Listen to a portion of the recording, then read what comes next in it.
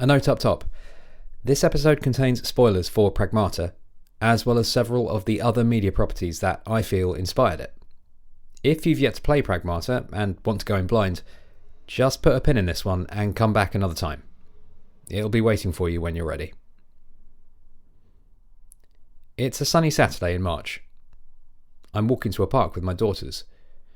One of them chases a butterfly, both hands outstretched, wholehearted and totally unguarded. It's a sunny Sunday in April. I'm paddling in a stream with my daughters. Two of them build what they call a bridge, out of a number of jagged and quite pointy sticks, and insist that I cross it. A butterfly flies by. These things happened. Saying them out loud, they don't sound real. But what I would do to be able to relive them. Science fiction is rarely about just the science. Stanislaw Lem's 1961 novel Solaris, and its two cinematic adaptations, use a future setting and the world around it to tell a story that, at least in part, touches upon subjects and themes more universal, more relatable, based in the far reaches of the imagination, but undeniably human. Solaris is, in part, about memory. Solaris is, in part, about the ease with which we can immerse ourselves in memory, and the comfort it brings us. It's about love and longing and loss, a notion of home, and how this doesn't change, even as technological progress seeks to remove us from ourselves and our core humanity.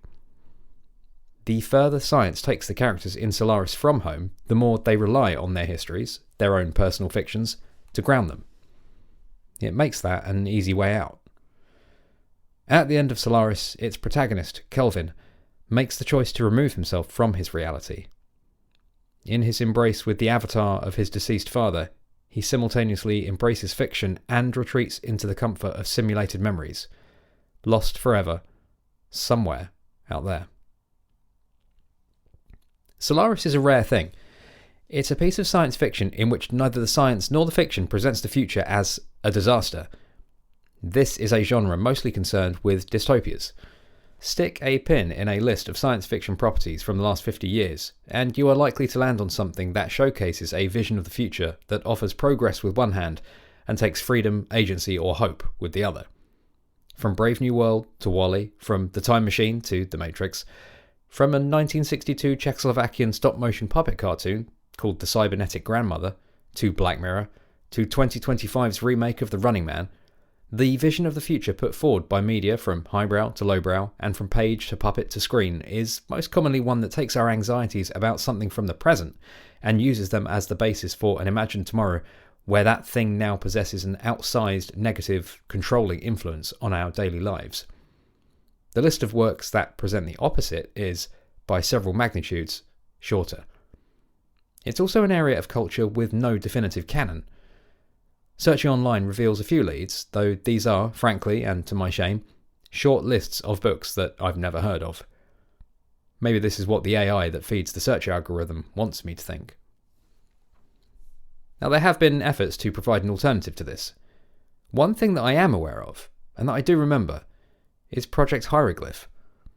Project Hieroglyph was a 2014 initiative by Arizona State University that was set up in collaboration with well-regarded science fiction author Neal Stephenson. It aimed to, quote, "In a collaboration with Neal Stephenson, ASU's Center for Science and the Imagination teams up authors with scientists, engineers and other researchers to write science fiction stories that envision a near future radically changed by technological innovation.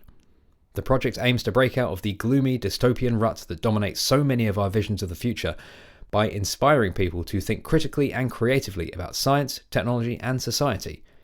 CSI hosted an online platform that enables quick, easy collaboration between writers and researchers and invites broad public participation." End quote. It's a great idea.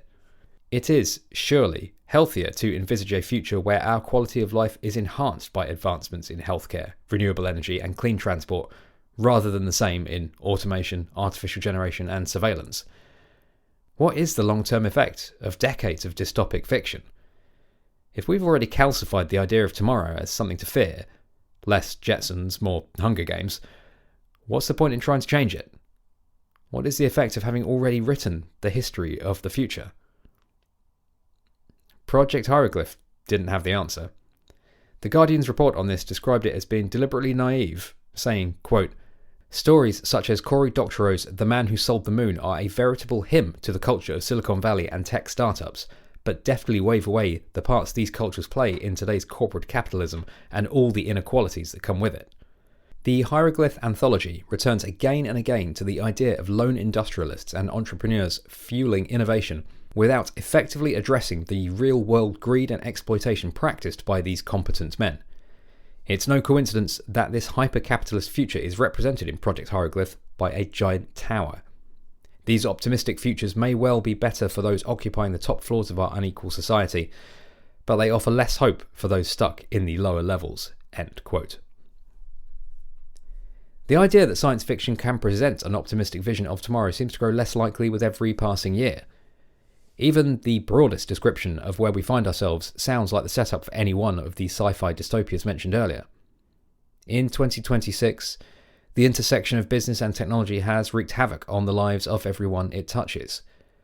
Every industry graced with what we are told is progress is inarguably worse, or at least is now deeply entrenched in the process of replacing people with something. In 2026, lone white male visionaries, obsessive sociopaths building cults of personality as a vehicle for their version of progress are our lodestars. Do they model themselves on science fiction antagonists, or vice versa? Business and technology, humanity and death, brings us to the game that we are talking about today. One way of reading this game is as simply the latest entry in the canon of sci-fi dystopias. You don't have to peer too hard. Artificial intelligence gone bad, capitalism gone worse. If it's not already too on the nose, there's even a company called Babel.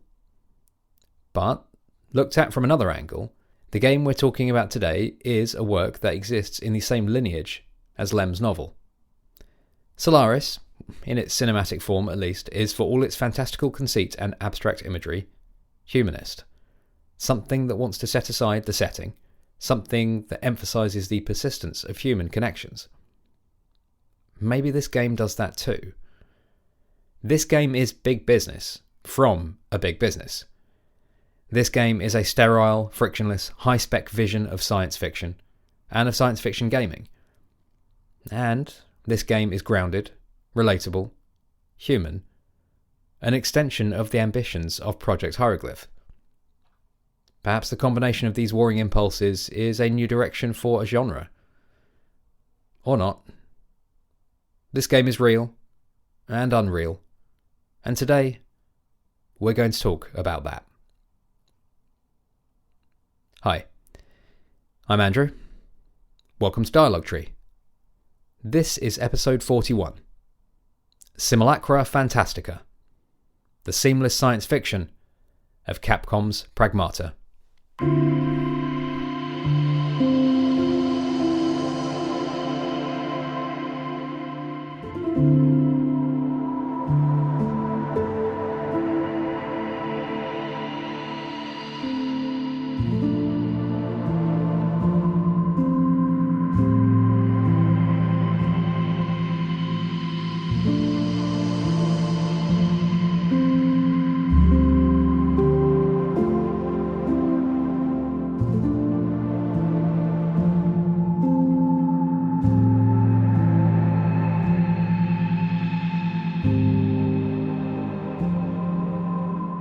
Part 1. NASA Core, or the essential blandness of a realistic near future. Released on April 17th, 2026 on PlayStation 5, Xbox Series, PC via Steam and Nintendo Switch 2, PRAGMATA is a third-person action-adventure game developed and published by Capcom. The game is set in a non-specific future setting where space travel is commonplace and the moon has been colonised, though seemingly mostly for industrial and commercial purposes as opposed to human habitation, hoverboards and the like. As is so often the way, contact has been lost with that moon base. You play Hugh Williams, a member of a team of astromechanics dispatched to investigate the situation. You find the base empty, seemingly abandoned, but very much not. Shortly after their dispatch, that team are dispatched, leaving Hugh the sole survivor. In the chaos, you meet a girl. Hugh calls her Diana. You're a team now. We'll get to what that means later. PRAGMATA looks incredible. It's a cosmic adventure set on the moon, featuring lasers, impossible inventions, and various other trappings of the genre, but it looks real. The walls and the bulkheads are chunky and solid. The pipes and pistons are recognisable industrial. Hugh's suit, while it includes conceits to the future in its snappy face shield, boosters and other accoutrements, is creased and malleable. Hugh looks like he can crush metal, lift heavy guns, carry an android on his back, while also feeling tangible and, most importantly, fragile. Tangible and fragile are attributes that extend to the world around you. As I wander the corridors of this nameless facility, I take in the numerous blinking screens, all pacifying shades of varying greens and blues. I take in the transparent surfaces, digital recreations of a wax crown on a window, and I take in the automatic doors, with the crunch and hiss, recognisable from every space opera you've ever seen. This all looks exactly as it should. This all looks like a memory of something else.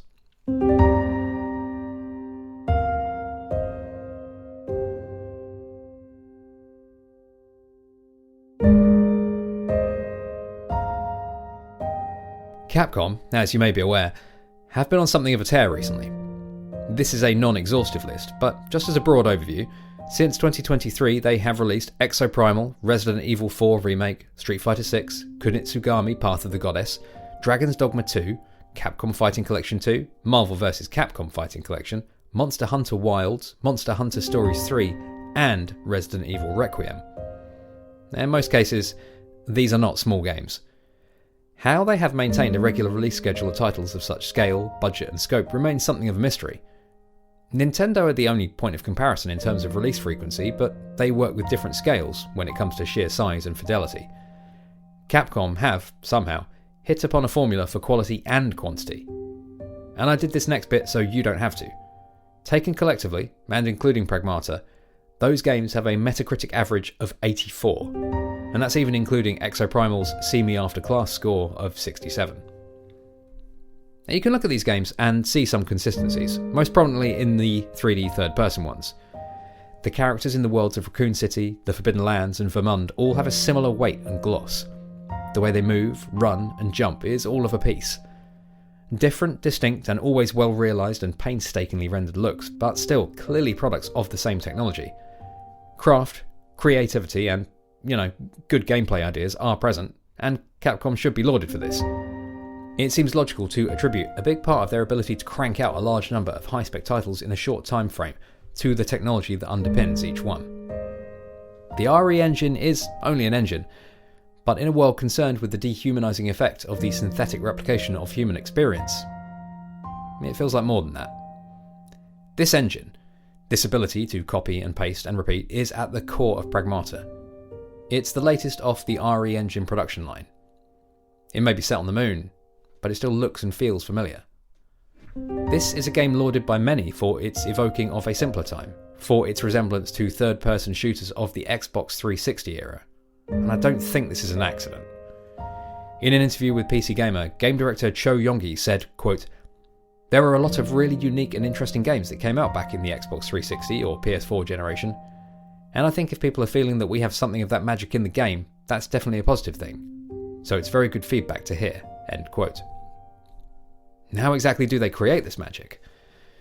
In another interview, this time courtesy of 80.lv, producer Edvin Edso is asked why the RE engine is the right fit for PRAGMATA, and how it evolved to support this project specifically. In response, he says, quote, "One of the great strengths of the RE engine is its adaptability.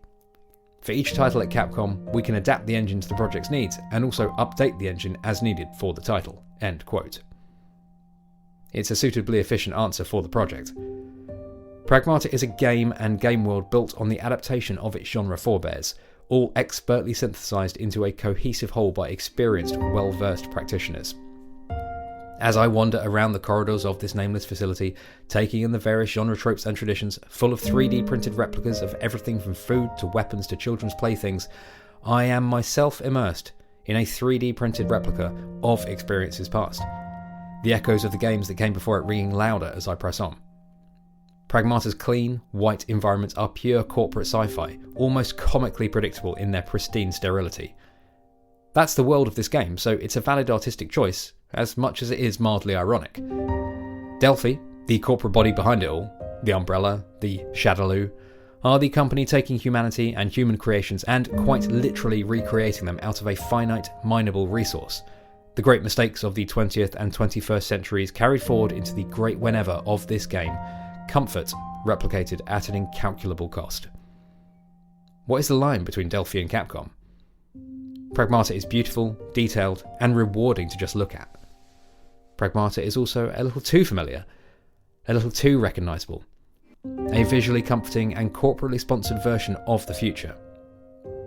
In Pragmata, there is no yellow paint guiding you. What there is are coloured drapes, laid delicately over whatever ledge you should be heading towards. Blue drapes. Capcom blue.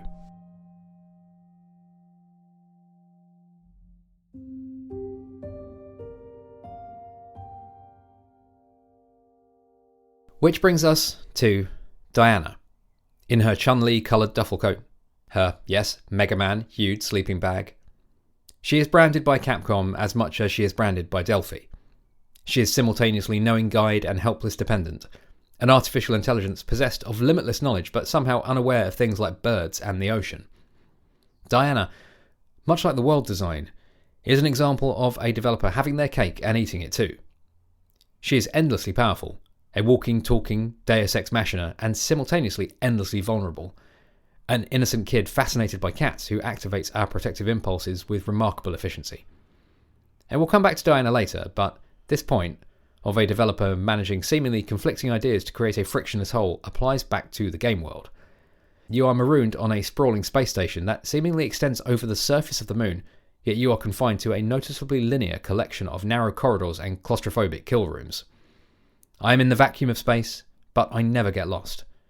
I am in a facility that has quite literally taken on consciousness and murdered the humans that live there, but there are collectibles, trinkets, and various upgrades everywhere. The rate of discovery rarely slows. Whenever there is a lull between battles, there is something shiny to find. There is something either right in front of you or slightly off to the side that will make some number go up. And when you find a weapon lying on the floor, it's because that's the right weapon for an imminent enemy encounter.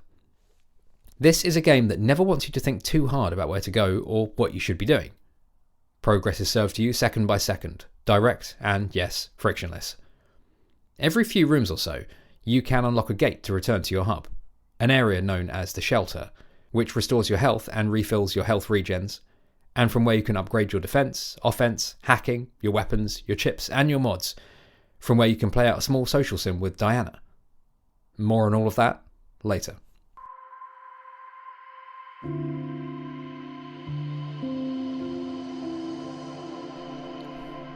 And to be clear, this very visible world design, this guiding hand, is an immersion-breaking concession to the player that is also a huge part of why Pragmata feels so good to play and so great to experience. This is an artificial world that doesn't really pretend to be anything but. This self-consciousness is perfectly realised in the sequence you've probably seen if you've watched any coverage of this game. Smartly framed like Link leaving the Chamber of Resurrection at the start of Breath of the Wild, when you, Hugh, run up a short ramp, camera suddenly low behind you, and emerge into a 3D printed replica of New York's Times Square, you are impressed. You are likely wowed. Capcom here have delivered a genuine moment, a perfect distillation of the technological, narrative and cinematic qualities of the game. A hook for Pragmata that will be replayed in reviews, highlight reels and retrospectives, and will lodge itself in the mind of everyone who plays it. Discovering and exploring this vision of Times Square is the second most memorable part of this game. I descend into it as slowly as I can. I stop every few steps and swing the camera around, taking in every billboard and neon sign. Fictional advertising is one of my favourite inessential parts of video game world building. It's fun and silly, but also an indication of how seriously a developer takes their game and your immersion in it, and how seriously they take their jobs as arbiters of artifice. I absolutely burn for a photo mode in this game. I want to take stupid selfies of Hugh posing with one of the movie advertising billboards behind him. In a game that makes so many concessions to video game tropes, it's a notable omission. But this doesn't stop me from enjoying this New York. Crazy Dance at the Eclipse Theatre, Ghouls and Ghosts, Dead Hunter, R&R's Donuts. All great billboards. Also great are the bits that are wrong. Buses at right angles, halfway up sheer walls. Walls that end before they should. Train tracks in the sky. I am greedy. I want this to never end. I want this debased memory to sprawl off into the distance of this game so that I may explore this fiction forever. That's not what this game is about, though. I am funneled away all too quickly into the less vibrant, less interesting alleys and rooftops around this central area. But that central area lingers in my mind. The game branches out into other areas with notable gimmicks. The third area is the green one, where the corporations have played God with Mother Nature, and we have inevitably paid the price. The flora and fauna reclaiming what passes for land with no concession but plenty of aggression. The exterior setting of the fourth area is visually simple, but introduces one of my personal favourite gimmicks, low gravity, and the changes this makes to your movement compensating the rather bland environment. In all cases, the game just looks great. A realistic fantasy that, for all my pro-indie leanings, I do genuinely appreciate. The attention to detail, the obvious effort, the hours of real people time is there on screen for you to be totally immersed in. And we should acknowledge the RE engine here. We should acknowledge its aforementioned adaptability, and Capcom's. From the verdant wilds of the Forbidden Lands, to the grisly claustrophobia of the Rhodes Hill Chronic Care Centre, to Delphi and Dr. Higgins' Moonbase, they know how to craft and how to design, and how to print an immersive, beautiful 3D world.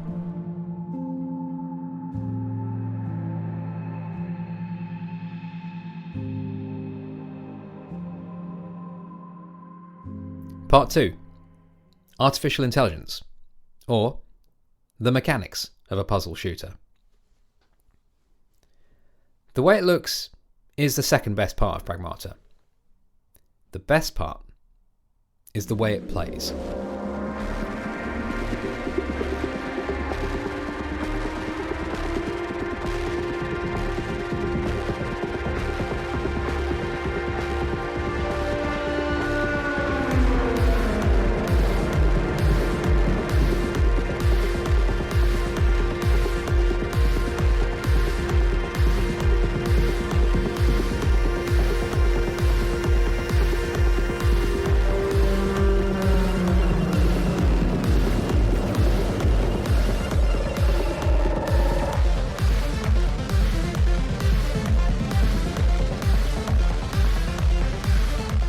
Pragmata is a third-person action-adventure that can also be described as a puzzle shooter.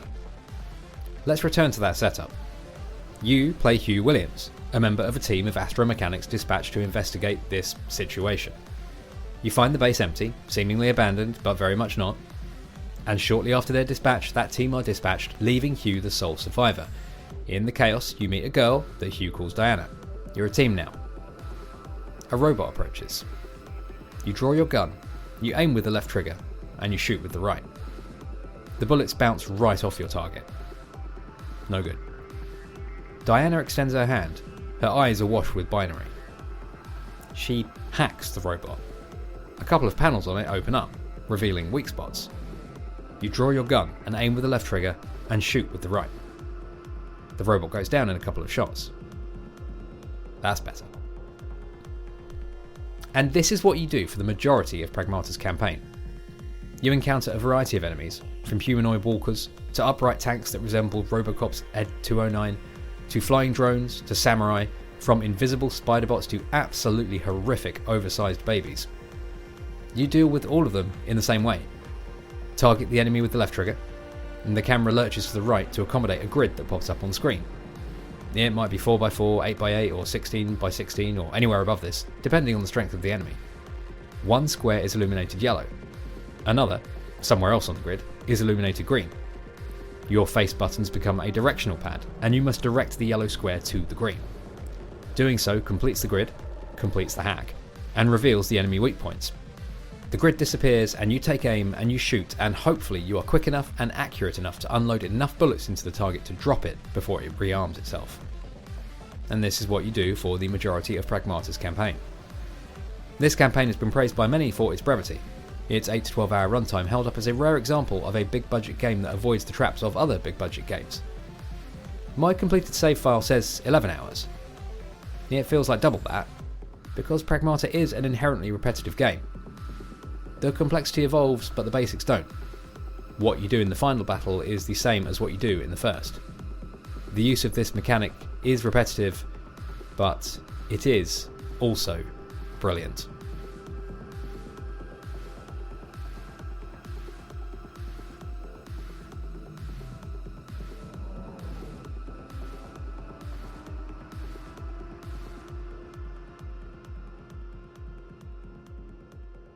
I wasn't going to play Pragmata, but I did, and that's a testament to the strength and quality of the critical reaction to it, and, bluntly, the full-on media blitz that Capcom engaged in to promote it. It was, for 2 weeks, everywhere, and the sales numbers indicate that I was probably not the only one who blasted off into Hugh and Diana's world on a whim. When it comes to the press coverage, normally my eyes and ears just glaze over when the shows I watch or listen to talk about a game that I'm not going to play, but I couldn't do that here. Everything I heard blew away that glaze. This mechanic sounded great, but in all that coverage, I don't think I heard anyone really articulate what, to me, made the core loop of Pragmata so effective. It's laser focused, robotically efficient in hitting the pleasure centres of the human brain, and I think it's pretty simple to break down. Every combat encounter plays out the same. You solve a puzzle to earn the right to shoot a robot. It sounds laborious and complicated and fussy, but it is quick and dynamic and fluid and fun. And why is it fun? Because solving a puzzle is always fun, and these puzzles are pretty easy. And so, while every single combat encounter plays out the same, every single combat encounter has this dopamine hit baked into it. Every time you draw your gun, you solve a little puzzle, lights glow, noises happen, the satisfaction of a job well done augmented by constant audio-visual stimuli. It's a novel, complex-sounding idea rounded down to its bare essentials in order to provide the least friction, the most fluidity, and the most reward.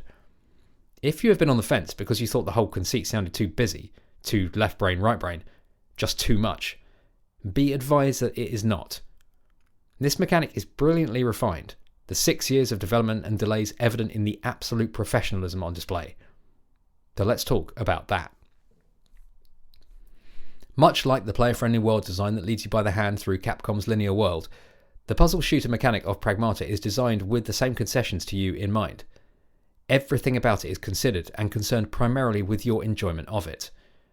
Taken from the top, evidently the first question Capcom asked and answered of themselves was how to pace encounters of varying intensity when demanding the player split their attention in this way.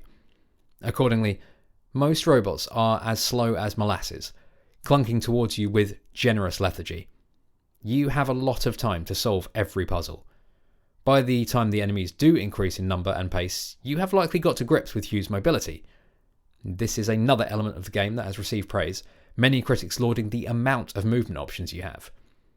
I don't think that's exactly accurate. You can sprint and boost and jump, and that's really it. But give that dash a good distance, a swift cooldown, and a satisfying snap and hiss, and that is it. That's all it takes. And so, as you take on greater varieties of greater numbers of enemies, you are required to engage with the need to evade through this responsive and immediate movement tech. Hack, dash, shoot. You should feel overwhelmed, but you rarely do. And that's actually a legitimate strategy, one I lean on in the more frantic moments of the late game. Another nod to the player from this developer. You can get through encounters without even firing a gun. Hack fast, hack hard. Prioritise using those offensive nodes on the bigger enemies. Do the damage, move, reposition, get some distance, and repeat. And may the odds be ever in your favour. This principle, always putting the player first, always seemingly empowering you beyond what the enemies are capable of, is always on screen, right in front of you. Bring up the hacking matrix, and you have your square and the destination square. On the grid will be a random selection of other coloured squares, called nodes. The optimal individual hack will therefore pass through each one of these nodes on the way to the destination node. Each one of these optional nodes increases the damage done by the hack, and the duration that the target robot's defences will remain open. There's the incentive for engaging with, and not rushing, each puzzle. Further incentive comes in the upgrade system that augments your hacking. Now there is so much in this, so many types and tiers of upgrade, a repetitive robotic combat system made unexpectedly expressive through the wealth of options and styles of combat available to you, unlocked and enhanced in tandem with your level of engagement with the systems the game offers to you. First, there are your weapons. There's your basic pistol that refills automatically. This can be swapped out with an automatic that's quicker but has more recoil and a lot less accuracy. There's grenade launchers, sticky bombs, a persistent laser gun. There's one that fires off a load of drones, and a close-range shotgun type gun. My personal favourites are the decoy gun, which creates a hologram of you that distracts enemies, the stasis net that immobilises any bot caught within it, and the charge piercer, that, when charged, absolutely wrecks these fools. Each can be upgraded through multiple tiers that increase the ammo, the rate of fire and damage done, and quickly flicking through these, throwing out a decoy, hacking distracted enemies, covering them in a stasis net before blasting through multiple weak points with a single shot from the charge piercer, and watching the targets crumple into a mechanical pile is a violent ballet that, for all the weight of you and the monsters around you, feels light and nimble. Then, there's your nodes. Once discovered in the overworld, lying around, all over the place remember, these are eligible to be bought and added to your loadout. There's Decode, which temporarily increases damage dealt, Multi-Hack, a node that links enemies together, opening multiple targets simultaneously, Expose exploits enemy weaknesses, making the next hack deal critical damage and more easily stagger the target. The best, objectively, are Confuse and Heat. The former is of a type that is now commonplace in most combat-based games. It causes enemies to attack each other. Heat is incredibly useful. It overheats enemies, temporarily disabling them, allowing you to get more hacks in, or simply a breather. Some space. And there's yet more. There are mods. Effectively, abilities that take the form of chips you equip to Hugh's suit.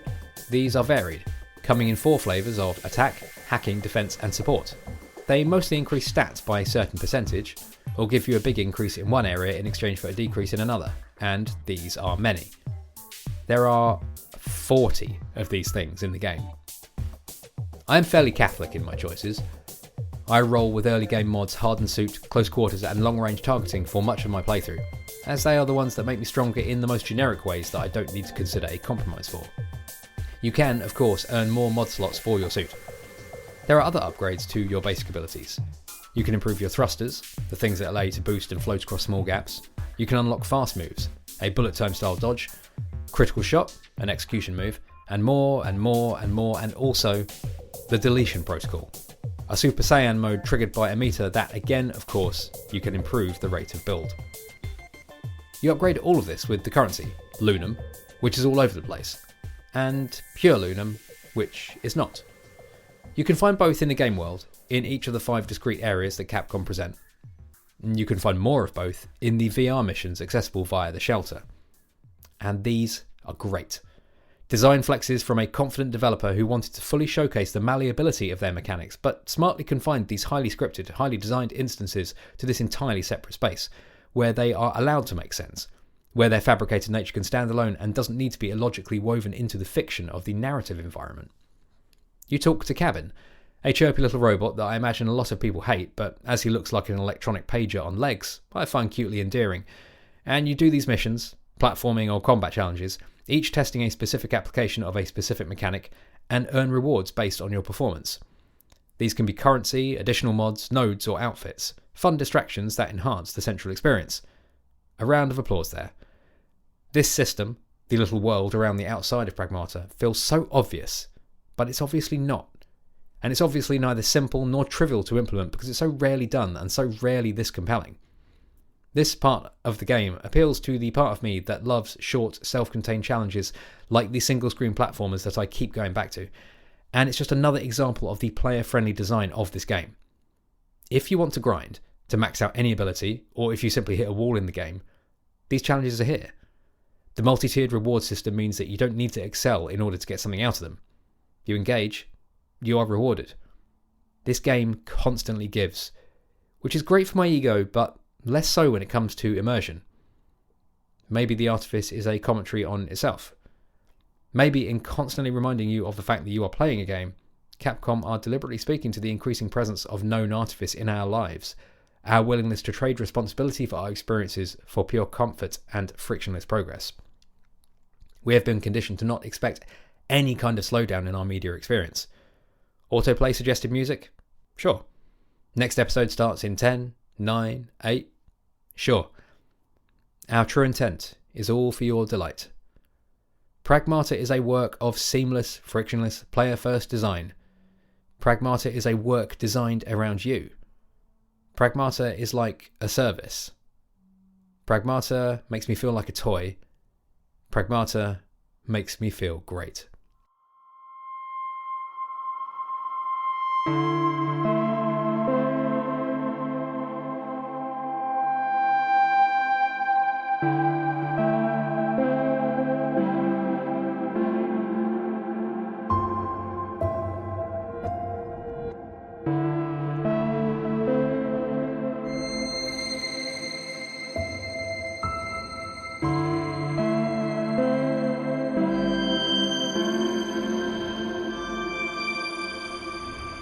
Part 3. Tears in the Rain. Or, does Hugh Williams dream of electric sheep? It's an overcast but warm Saturday in May. I'm at a place that has one of those vertical drop slides. Kids, and adults, tend to call these death slides. I don't like that. I've never liked that. It sounds funny coming from kids, the first few times at least, but a bit stupid coming from adults, and serves only to erect some psychological barriers to actually engaging with a fun thing, a fear that kids can use to make fun of each other. One of my daughters wants to go on it, but is nervous about the height. I show her that she can sit on the edge, and how I can lower her down to the point where she's essentially bypassing the whole vertical bit and just going on a normal slide. She's hesitant until I demonstrate it with her younger by 3 minutes sister. We go once. She comes back up. We go again, me lowering her a little less. We repeat this until she's basically going from the top, with just the tiniest of hands on her. She barely perceives it, but I'm only there as a comfort to her now. She won't let me leave. That's fine by me. 30 minutes later, I'm elsewhere. She heads back to the slide. I see her and I call up. On my way. It's okay, comes the reply. She heads down the slide by herself. I watch and applaud, proud and devastated. I think a lot about the art of artifice during my playthrough of PRAGMATA. I think about what a skill it is to wow and bedazzle the player, how much effort and consideration goes into each step of each system, acknowledging that the visibility of the seams is the compromise for a great experience. I also think about Blade Runner and Ghost in the Shell. These are films, or in the case of the latter, multimedia properties, that feature avatars of humanity fitted from conception with artificial memories, designed to look and feel like regular people, to fit in amongst us, while serving us without question. In Ghost in the Shell, artificial bodies are implanted with human brains that are connected to a retro-futurist version of the internet. The story posits that a quote-unquote normal human is the end result of programmable systems, DNA, and considered in that light, quote-unquote non-normal humans, the robots, the ghosts, are no different, and just an evolution of the species. In Blade Runner, replicants are initially created to do the dangerous off-world jobs that we don't want to do, learning a sense of self and a sense of injustice that leads a certain number of them to be branded as dangerous and in need of execution. Replicants can be subjected to the fictional Voight-Kampff test to determine whether they are human or not. As the corporation that birthed them gradually iterates on the technology that underpins them, introducing newer, more advanced models in increasingly messy lore, the replicants become more sophisticated and increasingly capable of avoiding detection. A question that has dominated any discussion of Blade Runner since its 1982 release is whether protagonist Rick Deckard, the titular Blade Runner, a strand of fictional police officer devoted to euphemistically retiring rogue synths, is himself a replicant. Two obvious, well-discussed examples of fiction concerned with the blurred lines between real and artificial humans, the smudgy overlap, the grey area that forces us to ask the obvious, over-discussed question, what is a human?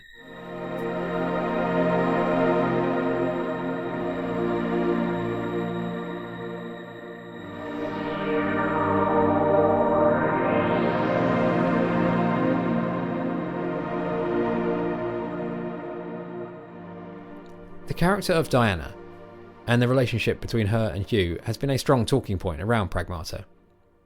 People have feelings about this. To take the various strands of discourse, the game's focus on this relationship makes Pragmata all things to all people.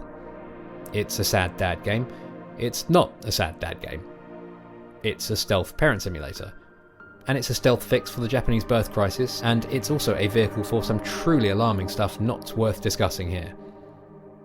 I think the least contentious, most generous description, and the one that most accurately captures what I at least want to see in the game, is from the Besties podcast, which called it Optimist Dead Space. This description hinges on the game's presentation of claustrophobic, frantic combat and the occasional jump scare with uncommonly friendly, positive, humanist dialogue. First, Diana. Diana is an innocent, naive, curious kid, enthusiastic, playful, concerned with fun and experience, and entirely unconcerned by danger. This rings true, even when her dialogue feels a little too unvarnished, a little too crafted. This is completely in tune with the developer interviews that have come out around the game. Only one that I've read made mention of Diana as a character, wherein a piece on Famitsu, reported by Crunchyroll, details director Cho Yongi's stated inspirations for her, that being Akira Toriyama's Arale Norimaki, the humanoid robot protagonist of the Dr. Slump manga series, who presents like a pre-teen 10-year-old girl. Arale is known, it says here, for her naivety, energetic personality, lack of common sense, and amazing strength.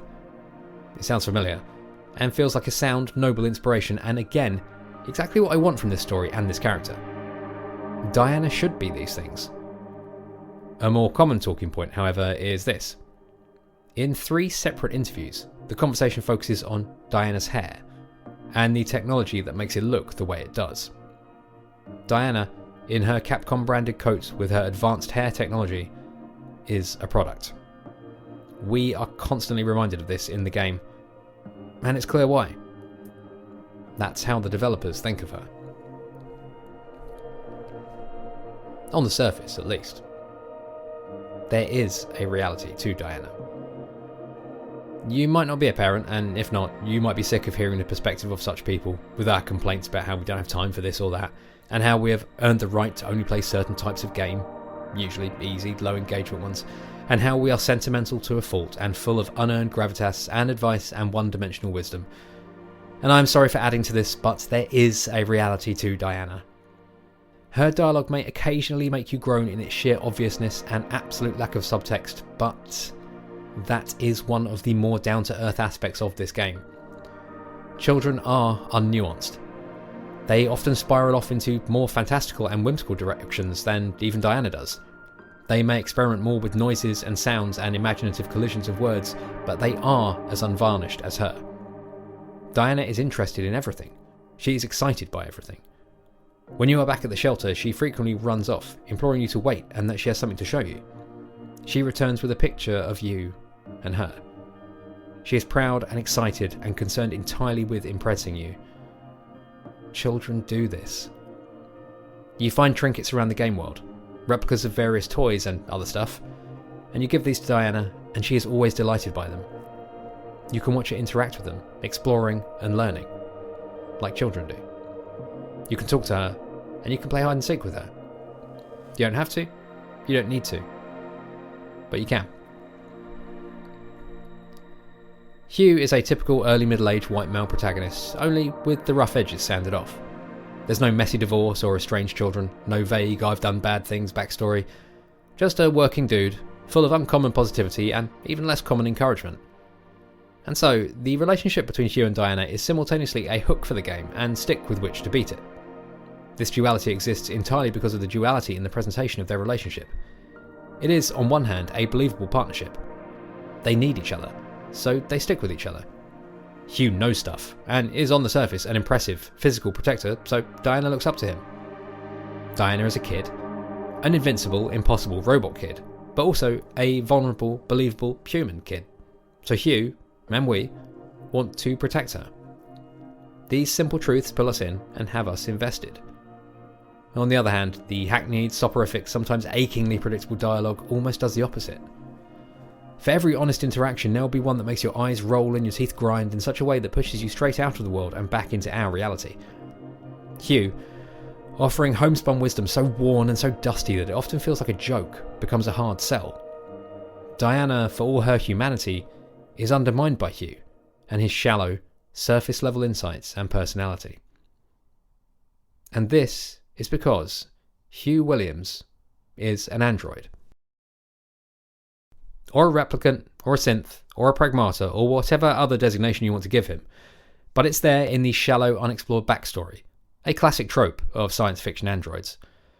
From Rachel in the aforementioned Blade Runner, to David in Stanley Kubrick's AI, to Battlestar Galactica's Cylons, to that Black Mirror episode with the replicated, resurrected dead husband, synthetic humans with synthetic memories are a key part of the genre, a crutch upon which it leans. It's also there in the speed at which he gets over the deaths of his colleagues, to the simplistic, programmatic pleasantries he constantly espouses. The former reminds me of the cold tension within Roy Batty, the latter possessing such aching obviousness that Hugh may as well be C-3PO or Baymax. Hugh is unreal in all the ways that Diana is real, and she, for all the lack of distinct personality the developers chose not to give her, demonstrates more identifiable and relatable real-world traits than Hugh, her ostensibly human protector, whose wooden, inert dialogue exposes a truth about him. That he is the true artificial being of this pair, the one who has more to learn about humanity and human feelings. Is this true? Is this a fair or realistic read of this game?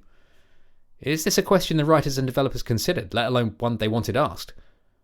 Or is this simply a sign of age? Of one person reaching desperately for meaning and substance and taking hold of an inconsequential, really rather Reddit-coded theory that ultimately amounts to nothing? You can see it, if you squint. It's believable, within the fiction of Pragmata, that a company would create human avatars for the sole purpose of work, of carrying out the presumably dangerous yet monotonous astro-engineering that Hugh and his team are involved in. In Blade Runner, humans, Westworld, or even her, robots are developed to provide functions that humans don't want to serve, and it's not too much of a stretch to imagine something similar here. That, coupled with Hugh's surface-level humanity, the blank dialogue, the absence of subtext, the absence of any lines between the lines, leads me down this path. Surely no writing can be this plain without meaning something else. And on the other hand, so what? If Hugh is an android, what, if anything, does it mean? To most players, possibly nothing. The reaction to Pragmata's story has been mixed, largely focusing on the limits of its predictability, the hokiness of the dialogue, and the refreshing nature of its lack of doom and gloom. For most of my playthrough, I found myself swinging between nonplussed and mildly annoyed. Diana is a mostly endearing but simplified signifier of some of the more appealing aspects of childhood, realised on such a surface level and with such focus on the technical aspects of her creation that I just want to grab any non-parents who bounce off her and shout, no, they're not all like this. And Hugh is just too simple, too much of a concession to streamlined storytelling. That wooden, inert dialogue. Anecdotally, some players switch the audio to Japanese. I can see why. For as endlessly playable and constantly rewarding as the game is to play, it is endlessly, bottomlessly crude in its storytelling. We can't have everything. And then,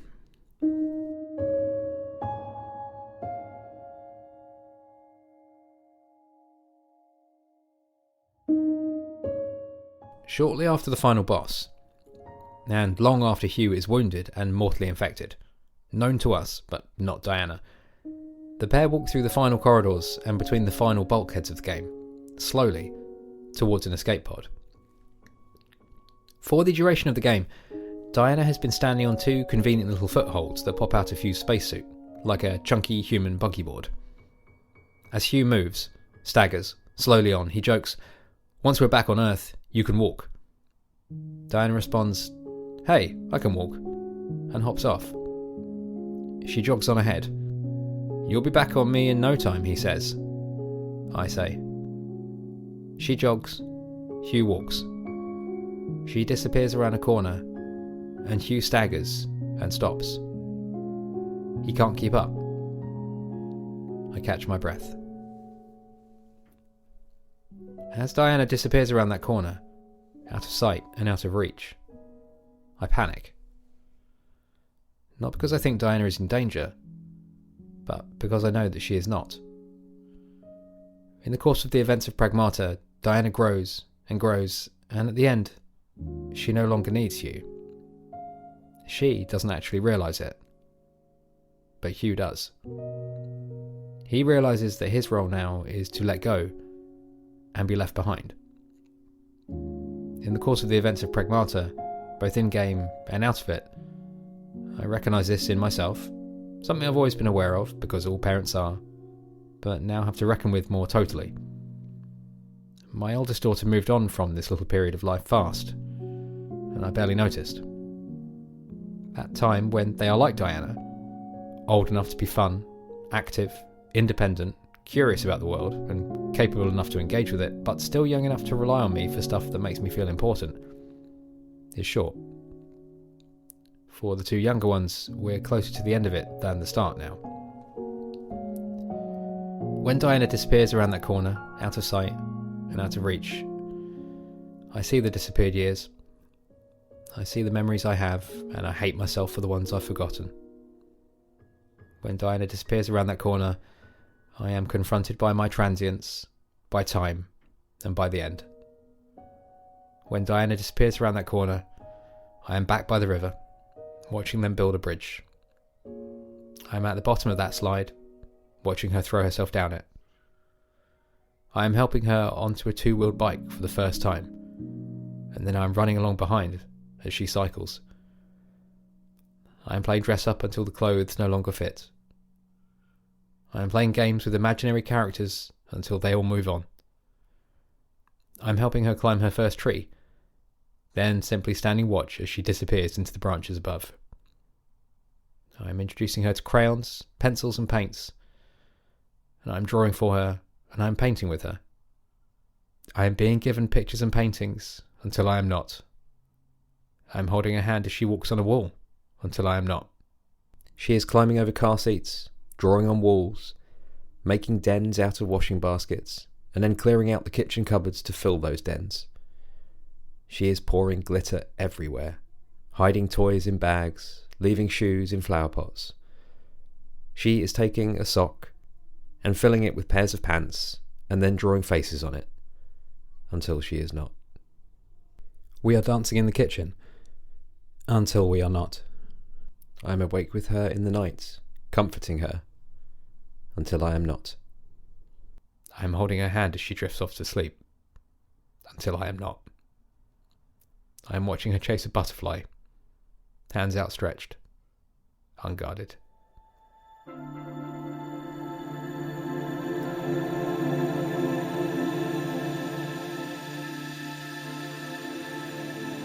I stagger forward.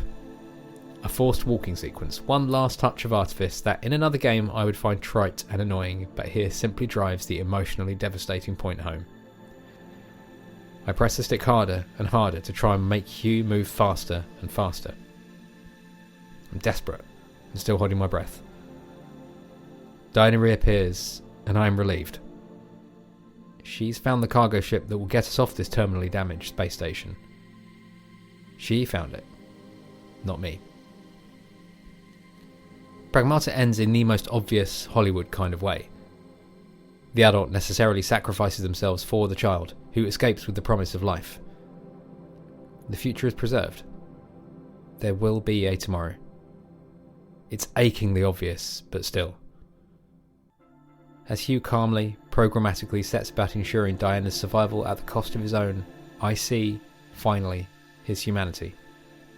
Together, we realise the importance of her future and the necessity of the loss of our own. I pause, I catch my breath, and I am left behind. I think back to Kelvin, embracing someone he lost on an island on Solaris, a place where your memories can be real again, where you can live forever in a beautiful, joyful fiction. I think back to when I first saw this cowardly escape from reality. Now, what I would give to have what Kelvin has. What I would give to never leave this behind. What I would give to be here forever. What I would give for his fantastic simulacrum. And finally, at the end of this silly video game about shooting robots in space that constantly works to suit my needs, where I can see every string being pulled and every little piece of design that is implicated and replicated purely for my delight, I find something more. I pause, I catch my breath, and I am left behind.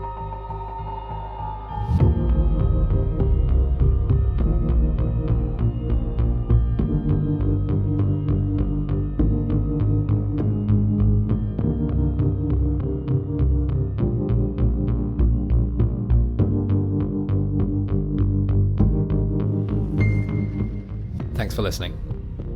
In the episode description, you can find a link to the show notes, which includes information on everything discussed on the show today. The music you've heard throughout is from the PRAGMATA original soundtrack, credited to Capcom sound team and Yasamasa Kitagawa. The artwork for Dialogue Tree was designed by Pixel Benny, and you can find the show online at dialoguetree.cc. Talk to you next time.